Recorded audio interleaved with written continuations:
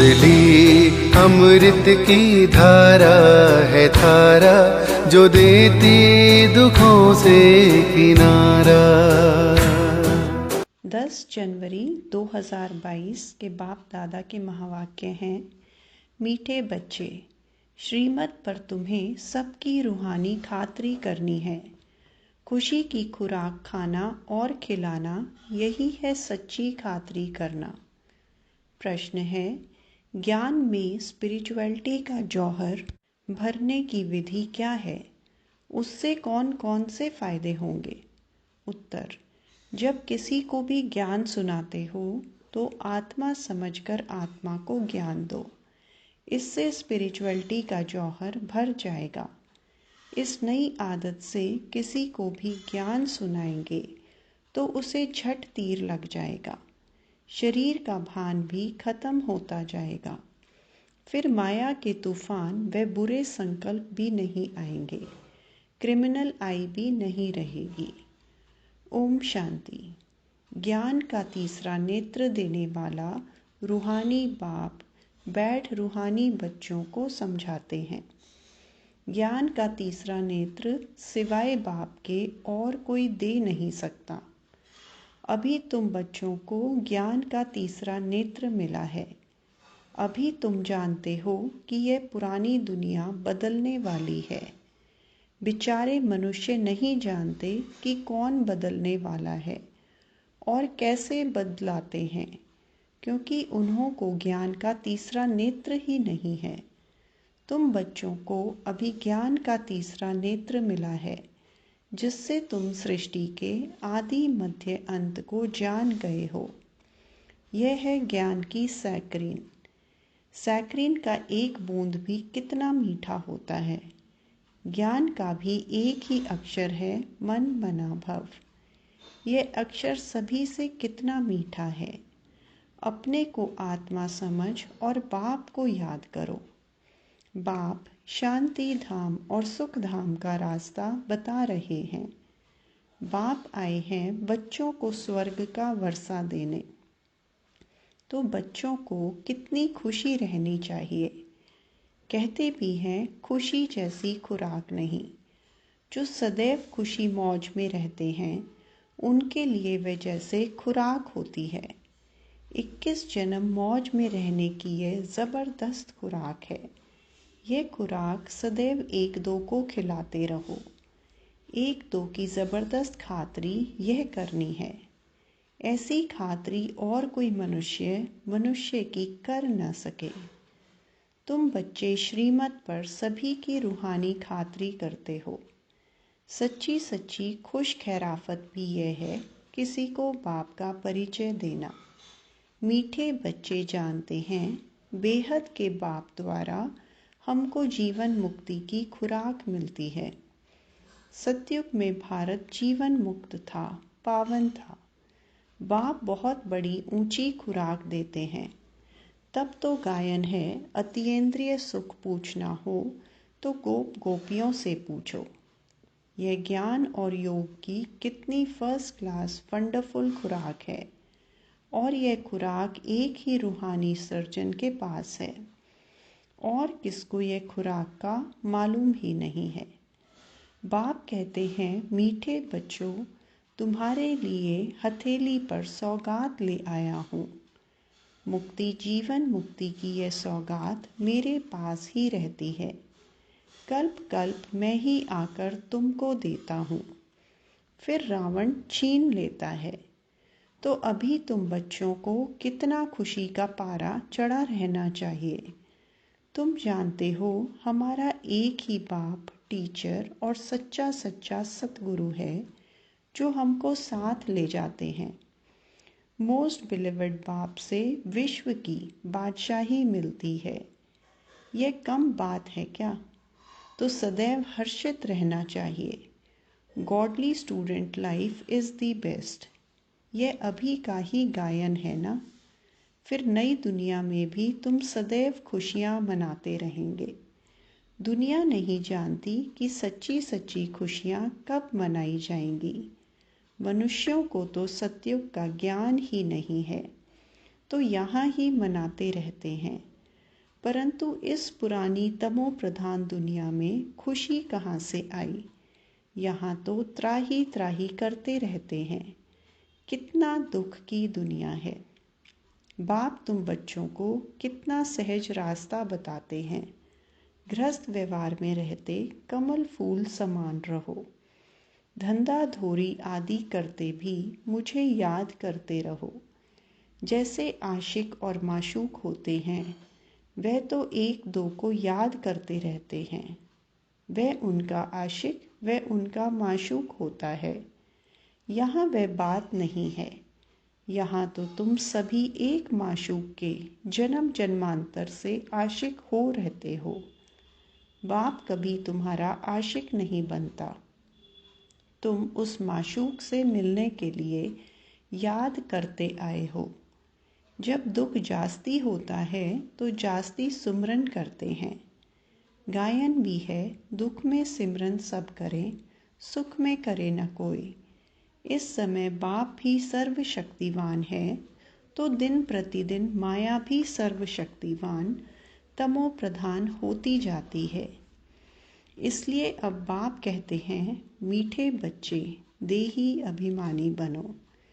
अपने को आत्मा समझ मुझ बाप को याद करो और साथ साथ दैवी गुण भी धारण करो, तो तुम लक्ष्मी नारायण बन जाएंगे।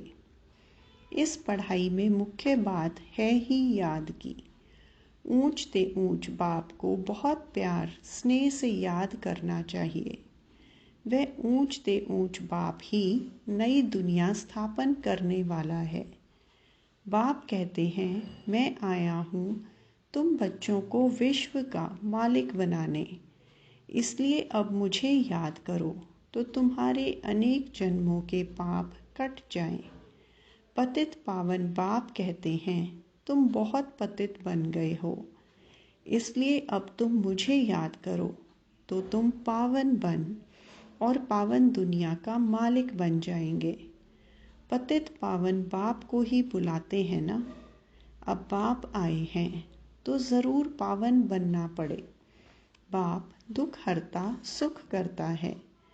बरोबर सतयुग में पावन दुनिया थी तो सभी सुखी थे। अब बाप फिर से कहते हैं, बच्चे शांति धाम और सुख धाम को याद करते रहो। अभी है संगम युग। खेवैया तुमको इस पार से उस पार ले जाते हैं। नैया कोई एक नहीं, सारी दुनिया जैसे एक बड़ा जहाज है, उनको पार ले जाते हैं। तुम मीठे बच्चों को कितनी खुशियाँ होनी चाहिए। तुम्हारे लिए तो सदैव खुशी ही खुशी है। बेहद का बाप हमको पढ़ा रहे हैं। वाह, यह तो कब न सुना न पढ़ा। भगवान उवाच, मैं तुम रूहानी बच्चों को राजयोग सिखा रहा हूँ, तो पूरी रीति सीखना चाहिए, धारणा करनी चाहिए, पूरी रीति पढ़ना चाहिए। पढ़ाई में नंबरवार तो सदैव होते ही हैं। अपने को देखना चाहिए, मैं उत्तम हूँ, मध्यम हूँ व कनिष्ठ हूँ। बाप कहते हैं, अपने को देखो, मैं ऊंच पद पाने के लायक हूँ, रूहानी सर्विस करता हूँ। क्योंकि बाप कहते हैं, बच्चे सर्विसेबल बनो, फॉलो करो।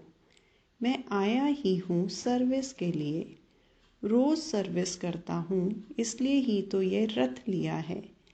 इनका रथ बीमार पड़ जाता है तो भी मैं इनमें बैठ मुरली लिखता हूँ। मुख से तो बोल नहीं सकते तो मैं लिख देता हूँ, ताकि बच्चों के लिए मुरली मिस ना हो। तो मैं भी सर्विस पर हूँ ना। यह है रूहानी सर्विस। तुम भी बाप की सर्विस में लग जाओ, ऑन गॉड फादरली सर्विस। बाप ही तुमको सारे विश्व का मालिक बनाने आए हैं। जो अच्छा पुरुषार्थ करते हैं उनको महावीर कहा जाता है। देखा जाता है कौन महावीर हैं जो बाबा के डायरेक्शन पर चलते हैं। बाप का फरमान है, अपने को आत्मा समझ भाई भाई देखो। इस शरीर को भूल जाओ। बाबा भी शरीर को नहीं देखते हैं। बाप कहते हैं मैं आत्माओं को देखता हूँ। बाकी यह तो ज्ञान है कि आत्मा शरीर बिगर बोल नहीं सकती। मैं भी इस शरीर में आया हूँ, लोन लिया हुआ है। शरीर के साथ ही आत्मा पढ़ सकती है। बाबा की बैठक यहाँ है। यह है अकाल तख्त। आत्मा अकाल मूर्त है। आत्मा कब छोटी बड़ी नहीं होती है। शरीर छोटा बड़ा होता है। जो भी आत्माएं हैं उन सभी का तख्त यह भ्रिकुटी का बीज है। शरीर तो सभी के भिन्न भिन्न होते हैं। किसका अकाल तख्त पुरुष का है, किसका अकाल तख्त स्त्री का है, किसका अकाल तख्त बच्चे का है। बाप बैठ बच्चों को रूहानी ड्रिल सिखलाते हैं। जब कोई से बात करो तो पहले अपने को आत्मा समझो। हम आत्मा फलाने भाई से बात करते हैं। बाप का पैगाम देते हैं कि शिव बाबा को याद करो।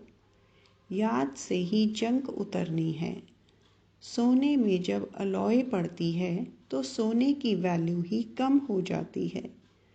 तुम आत्माओं में भी जंग पड़ने से तुम वैल्यूलेस हो गए हो। अब फिर पावन बनना है। तुम आत्माओं को अब ज्ञान का तीसरा नेत्र मिला है। उस नेत्र से अपने भाइयों को देखो। भाई भाई को देखने से कर्मेंद्रियां कब चंचल नहीं होंगी। राज भाग लेना है, विश्व का मालिक बनना है तो यह मेहनत करो। भाई भाई समझ सभी को ज्ञान दो तो फिर यह आदत पक्की हो जाएगी। सच्चे सच्चे ब्रदर्स तुम सभी हो। बाप भी ऊपर से आए हैं, तुम भी आए हो। बाप बच्चों सहित सर्विस कर रहे हैं।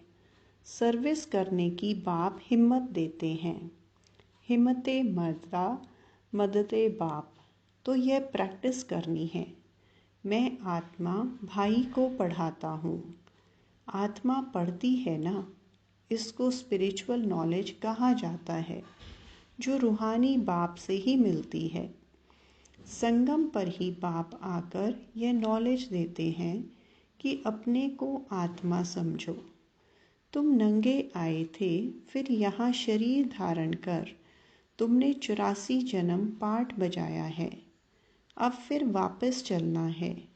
इसलिए अपने को आत्मा समझ भाई भाई की दृष्टि से देखना है।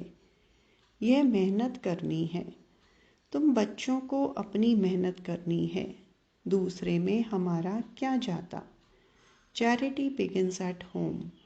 अर्थात पहले खुद को आत्मा समझ फिर भाइयों को समझाओ तो अच्छी रीति तीर लगेगा। यह जौहर भरना है। मेहनत करेंगे तभी ऊंच पद पाएंगे। बाप आए ही हैं फल देने लिए, तो मेहनत करनी पड़े, कुछ सहन भी करना पड़ता है। तुम्हें कोई उल्टी सुल्टी बात बोले तो तुम चुप रहो। तुम चुप रहेंगे तो फिर दूसरा क्या करेगा। ताली 2 हाथ से बजती है। एक ने मुक्की ताली बजाई, दूसरा चुप कर दे तो वह आपे ही चुप हो जाएंगे। ताली से ताली बजने से आवाज़ हो जाता है। बच्चों को 1-2 का कल्याण करना है। बाप समझाते हैं, बच्चे सदैव खुशी में रहने चाहते हो तो मन मना भव। अपने को आत्मा समझ पाप को याद करो। भाइयों तरफ देखो। भाइयों को भी यह नॉलेज दो। यह आदत पड़ जाने से फिर कभी क्रिमिनल आई धोखा नहीं देगी। ज्ञान के तीसरे नेत्र से तीसरे नेत्र को देखो। बाबा भी तुम्हारी आत्मा को ही देखते हैं। कोशिश यह करनी है सदैव आत्मा को ही देखें, शरीर को देखें ही नहीं। योग कराते हो तो भी अपने को आत्मा समझ भाइयों को देखते रहेंगे तो सर्विस अच्छी होगी। बाबा ने कहा है भाइयों को समझाओ। भाई सभी बाप से वर्षा लेते हैं। यह रूहानी नॉलेज एक ही बार तुम ब्राह्मण बच्चों को मिलती है। तुम ब्राह्मण ही फिर देवता बनने वाले हो। इस संगम युग को थोड़े ही छोड़ेंगे, नहीं तो पार कैसे जाएंगे। कूदेंगे थोड़े ही। यह वंडरफुल संगम युग है। तो बच्चों को रूहानी यात्रा पर रहने की आदत डालनी है। तुम्हारे ही फायदे की बात है। बाप की शिक्षा भाइयों को देनी है। बाप कहते हैं, मैं तुम आत्माओं को ज्ञान दे रहा हूँ। आत्मा को ही देखता हूँ। मनुष्य मनुष्य से बात करेगा तो उनके मुंह को देखेगा ना। तुम आत्मा से बात करते हो तो आत्मा को ही देखना है। भल शरीर द्वारा ज्ञान देते हो, परंतु इसमें शरीर का भान तोड़ना होता है। तुम्हारी आत्मा समझती है परमात्मा बाप हमको ज्ञान दे रहे हैं। बाप भी कहते हैं, आत्माओं को देखता हूँ। आत्माएं भी कहती हैं, हम परमात्मा बाप को देख रहे हैं, उनसे नॉलेज ले रहे हैं। इसको कहा जाता है स्पिरिचुअल ज्ञान की लेन देन, आत्मा की आत्मा के साथ। आत्मा में ही ज्ञान है, आत्मा को ही ज्ञान देना है। यह जैसे जौहर है। तुम्हारे ज्ञान में ये जौहर भर जाएगा तो किसको भी समझाने से झट तीर लग जाएगा। बाप कहते हैं, प्रैक्टिस करके देखो तीर लगता है या नहीं। यह नई आदत डालनी है तो फिर शरीर का भान निकल जाएगा। माया के तूफान कम आएंगे, बुरे संकल्प नहीं आएंगे, क्रिमिनल आई भी नहीं रहेगी। हम आत्मा ने 84 का चक्र लगाया। अब नाटक पूरा होता है। अब बाबा की याद में रहना है। याद से ही तमो प्रधान से सतो प्रधान बन सतो प्रधान दुनिया के मालिक बन जाएंगे। कितना सहज है। बाप जानते हैं बच्चों को यह शिक्षा देना भी मेरा पाठ है। कोई नई बात नहीं। हर 5000 वर्ष बाद हमको आना होता है। मैं बंधाएमान हूँ। बच्चों को बैठ समझाता हूँ, मीठे बच्चे रूहानी याद की यात्रा में रहो तो अंत मते सो गति हो जाएगी। यह अंत काल है ना। माम एकम याद करो तो तुम्हारी सदगति हो जाएगी। याद की यात्रा से पाया मजबूत हो जाएगा। यह देही अभिमानी बनने की शिक्षा एक ही बार तुम बच्चों को मिलती है। कितना वंडरफुल ज्ञान है। बाबा वंडरफुल है तो बाबा का ज्ञान भी वंडरफुल है। कब कोई बता ना सके। अभी वापस चलना है, इसलिए बाप कहते हैं, मीठे बच्चों यह प्रैक्टिस करो। अपने को आत्मा समझ आत्मा को ज्ञान दो। तीसरे नेत्र से भाई भाई को देखना है। यही बड़ी मेहनत है। अच्छा, मीठे मीठे सिकिलदे बच्चों प्रति माता पिता बाप दादा का याद प्यार और गुड मॉर्निंग। रूहानी बाप की रूहानी बच्चों को नमस्ते। हम रूहानी बच्चों की रूहानी बाप दादा को याद प्यार, गुड मॉर्निंग और नमस्ते। धारणा के लिए मुख्य सार। पहला, ज्ञान के तीसरे नेत्र से आत्मा को देखने का अभ्यास करना है। कोशिश करनी है सदैव आत्मा को ही देखें, शरीर को नहीं, तो क्रिमिनल ख्याल नहीं आएंगे, बुरे संकल्प खत्म हो जाएंगे। दूसरा, ताली 2 हाथ से बजती है, इसलिए जब तुम्हें कोई उल्टी सुल्टी बात बोले तो तुम चुप रहो। अगर तुम चुप रहेंगे तो दूसरा आपे ही चुप हो जाएगा। वरदान। ब्रह्मा बाप के प्यार का प्रैक्टिकल सबूत देने वाले सपूत और समान भव। यदि कहते हो कि ब्रह्मा बाप से हमारा बहुत प्यार है, तो प्यार की निशानी है जिससे बाप का प्यार रहा उससे प्यार हो। जो भी कर्म करो, कर्म के पहले, बोल के पहले, संकल्प के पहले चेक करो कि ये ब्रह्मा बाप को प्रिय है। ब्रह्मा बाप की विशेषता विशेष यही रही, जो सोचा वह किया, जो कहा वह किया। ऑपोजिशन होते भी सदा अपनी पोजीशन पर सेट रहे। तो प्यार का प्रैक्टिकल सबूत देना अर्थात फॉलो फादर कर सपूत और समान बनना। स्लोगन: खुश नसीब आत्मा वह है जिसके संकल्प में भी दुख की लहर नहीं आती। अच्छा, ओम शांति।